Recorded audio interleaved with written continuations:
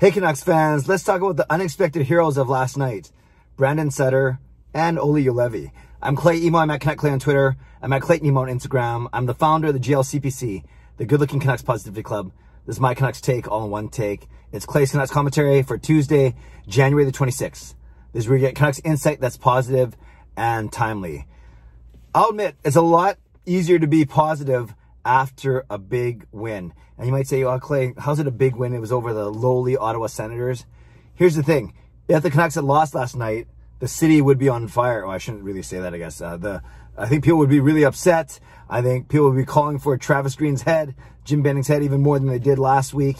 And I think overall, the mood would be really negative. But whether or not they should beat the Ottawa Senators, which they should, they did. And that's the important thing. And now they are moving one step closer to sweeping this series, which, as you guys know, I've said they have to do for the past, as soon as they lost 2 out of 3 to Montreal. We want to get back to 500 before we go out on the road. So overall, you look at the big picture, I think that was a really good step for the Canucks and a game that they should have won, and they did win very easily.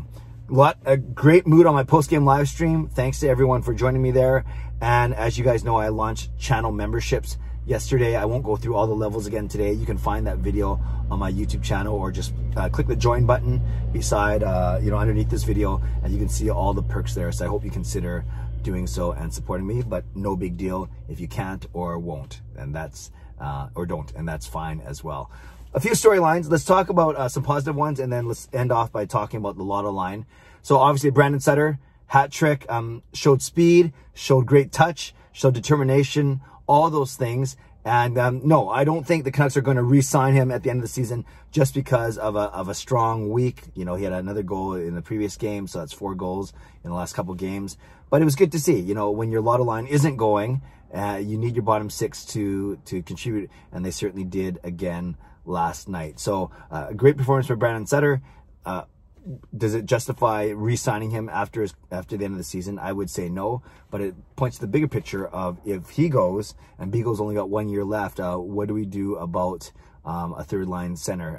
Adam Gaudette's going to have to get back in the lineup. I'm not worried yet. It's only been 2 games, but let's keep talking if this is 5 or 10 games longer, his healthy scratch. So we'll see about that, but otherwise a great game by Brandon Sutter. Really happy with Olli Juolevi getting his first goal, his first career NHL goal. I've said he's looked pretty steady ever since he's been in the lineup at the start of the season. What I do like about him is he doesn't go crazy in his own zone. He plays quite a deliberate, measured game. It doesn't mean he's slow. He's not the fastest guy. We know that. Concerns about the way he can pivot and keep up with the faster guys. But what I do like about Juolevi is 2 things I've really noticed is he's got a really good first pass out of the zone. Countless times I've seen him now clear the puck from our end, but not just cleared out off the boards and done, icing or off the glass and out. He actually finds a good lead man, he has a good lead pass to a forward down one of the wings. So I really like Juolevi's passing, and I think he's got an underrated offensive game. You saw it a little bit yesterday, obviously with his goal. It wasn't the hardest shot ever, but it got through, which is good. And he's not afraid to take that shot and get the puck in the net. Remember, he hit a post last game as well, so he could easily have 2 goals in the past 2 games. So I'm very happy with Juolevi's game, and I'm sure Canucks fans and his teammates, more importantly, are really happy for him, just as they were happy for Brandon Sutter yesterday. Some other positives really quickly. Penalty kill, killed off all 5 of Ottawa's chances, so that was good. Power play went 1 for 3. Still want to see more urgency on the power play, but they got their goal, which was good. Horvat had a quiet 2 assists. I say quiet because he wasn't like bull rushing the net or doing his patented outside-in move, toe drag, but he had 2 assists, which was good. Nice to see Quinn Hughes get that goal by going to the net. It's funny, always whenever I see a defenseman, he's the one getting the rebound in the crease after Horvat's shot went a double post and out, so that was good. And of course, Thatcher Demko's game. You guys know I've been talking about the Canucks goalies. They're not the reason why we were 2-5 going to last night's game solely, but they also hadn't stolen a game yet. Well, last night, Demko didn't have to steal the game per se, but he did have to make some big saves. He faced 36 shots. It was a quiet 36 shots, but it was 36 shots, and Demko saved all of them except for 1. And the one that beat him was kind of a fluke. It was a deflection, a good deflection in front of him, and then off of his mask, and then up and over behind him, even though he tried to valiantly dive and keep the puck out of the net. So I thought Demko had a good game. I would go back to him on Wednesday night. I wouldn't change anything. Why would you change anyone from a lineup that defeated your opponent 7-1 when you're playing against the same opponent. And then if the Canucks win on Wednesday, I'll be so excited that I'll be there. You guys know I'll be there Thursday night with Marie, and then maybe seeing a sweep, which that would be very, very exciting. So, oh, and I guess I should talk about Hoglander. I thought Hoglander was really good again last night, and you saw especially that wonderful pass that he made, taking the puck out of his zone, banking it off the boards to himself, falling, and then sweeping the puck with one hand to an open Tanner Pearson. I thought that was an excellent hustle play by Hoglander, and shows his grit, shows his determination, and we also saw him getting cross-checked in the back of the neck in front of the net one time. So overall, I thought Hoglander was good, and I think Horvat and Pearson probably love having someone with who works hard. He's maybe not Louis Eriksson defense yet, but he's definitely way more than Eriksson on offense, and he's responsible enough, and he's working hard. And remember, all this as a rookie. Last thing we'll talk about, let's talk about the Lotto line. Miller showing visible signs of frustration last night, sulking in the penalty box, swearing, slamming his stick. Apparently it started in the warm-up, so maybe he got up on the wrong side of bed, or maybe he didn't go to bed at all, so he didn't get up. I don't know what he did. And then Besser and Pettersson, very quiet night as well. They went -1, so that means they were on the ice for the only Ottawa goal, but you can't point to them. That was kind of a fluky play, like I said, a point shot tip, and then off of Demko's mask. But overall, you don't worry.